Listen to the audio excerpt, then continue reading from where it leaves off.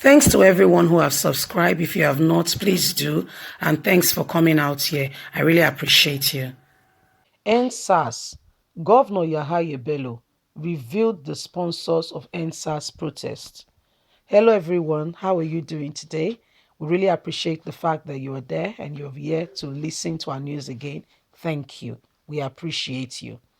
So, Governor of Kogi State, Yahaya Bello, is saying he knows those who sponsors Endsars. He can now speak because the turbulence, the wave has subsided. Now he wants to lend his voice.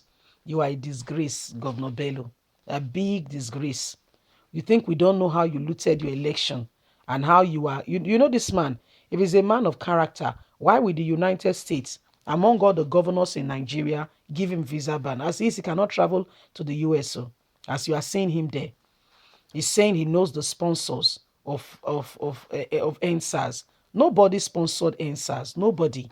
We rose up together. The youths of Nigerians said, enough is enough of police brutality. The real thieves, people like you guys, in Aso Rock, governors, ministers, and the rest, they don't go after. You that they are opening doors for, they don't take your phone and check. They don't see how you carry, they don't check your emails. The millions you are stealing, they are millions. They don't check, but they go on innocent boys and girls having a laptop and an iPhone. I mean, what kind of country are we in? Let's get straight into the news. Endsars, Governor Yahaya Bello revealed the sponsors of Endsars sponsors. The Kogi Governor Yahaya Bello today has exposed those behind Endsars protests across the country. Speaking on a broadcast, he made it very clear that the intention of the sponsors of the Endsars protest is to disturb the mindset of the people as against the 2023 presidential ambition. As governor of Kogi State clearly said on the interview with the Channels TV, this is 2023 playing out by few individuals who feel they can continue to use us in this country. He said this, that few individuals, which he cannot disclose their name, don't mean well for Nigerians, but are just blinded by their own lust and greed for wealth. And as such, Nigerians should know this and act at the right time. The time will tell the genuinity of those few individuals plotting and sponsoring the Endsars protest. Can you see it's already diverting attention? We want development. We want truth. The police, what did you address now about the police? Look at your face. What did you say now? See, these are the elements that continue to push blame and continue to say things to keep them, to give them, to make them feel good. Can you imagine? If you know them, disclose their names. Let's continue.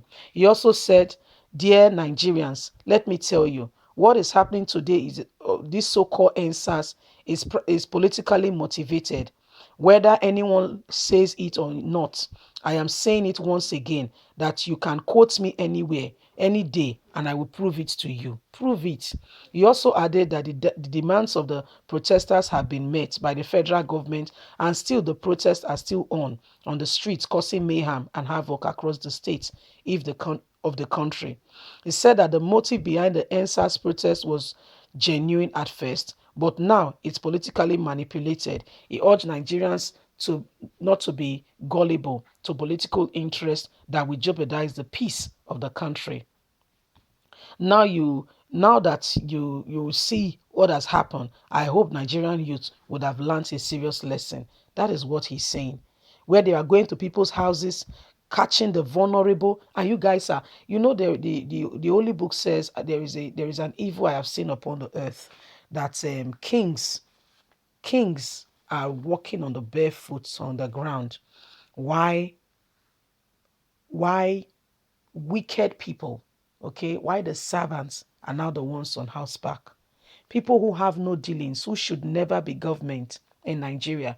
People who should never become anything. What I mean is they are not meant for service. They are not meant to serve because they don't have the heart. They don't have that capacity. They don't have that jurisdiction. They cannot walk in that light. They can't. People who are meant to be leaders are being deprived. Those are the people originally and truly voted for. We are denied the people, and they look at what happened in his state. He's one of such products that was imposed on the people. And that's why the US is not a news. I'm not telling you feeble has, he cannot go to the US. He's on visa bound. He cannot go and apply for US visa as he is. Ask him. Don't even ask him. Ask anyone in the world. Type his name on Google. Nigerians that have been given visa ban. His name will jump out. He's one of them. Oshomola is another one of them. Rufai, governor of, Ganduje is one of them.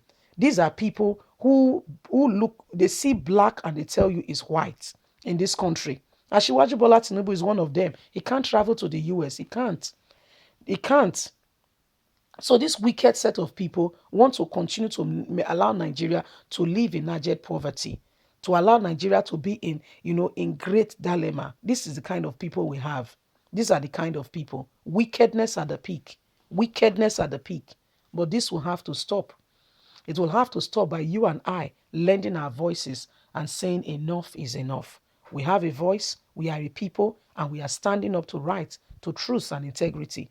They tell us Endsars were banned in 2017, it continued.